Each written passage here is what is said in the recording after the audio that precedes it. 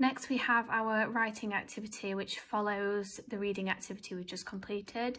It says, imagine you are the girl, write a letter thanking Pog for helping you. Use this space to jot down your ideas. Now I don't have this printed out, so I'm just going to be using my notebook.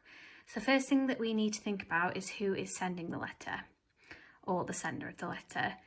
So it says here, imagine you are the girl. So we know that we are going to be writing from the perspective of the girl. She's the sender.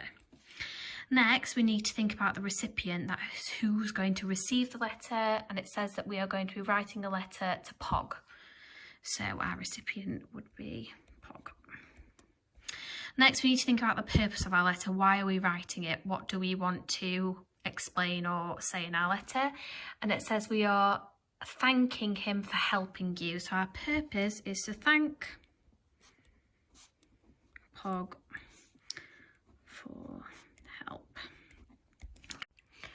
Lastly, we want to think about the things that we're going to include in our letter, the features that make it look and read like a letter.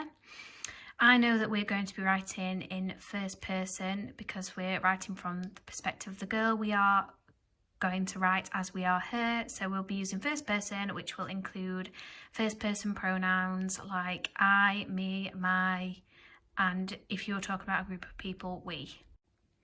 Next, we want to think about whether our letter is going to be formal or informal. Formal letters are usually sent when writing a job application or making a complaint. Or is it going to be a personal letter that's been sent to a friend?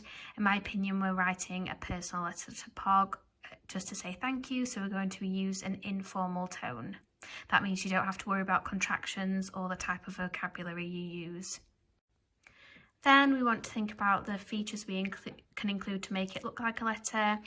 If you look at any letter, usually they have the receiver's and the sender's addresses both on the letter. Underneath the address, there is also usually a date of when the letter was written. Then under the date, this is where we'd start our letter, which would usually be started with the greeting. Because it's an informal letter, we could use to, or you could use dear. After our greeting, this is where we're going to find the bulk of the letter, which is where you say why you're thankful to Pog for his help. Then finally, the end of the letter, this is where we want to give our sign-off or farewell. And because this is an informal letter, we could use from or thanks or best wishes.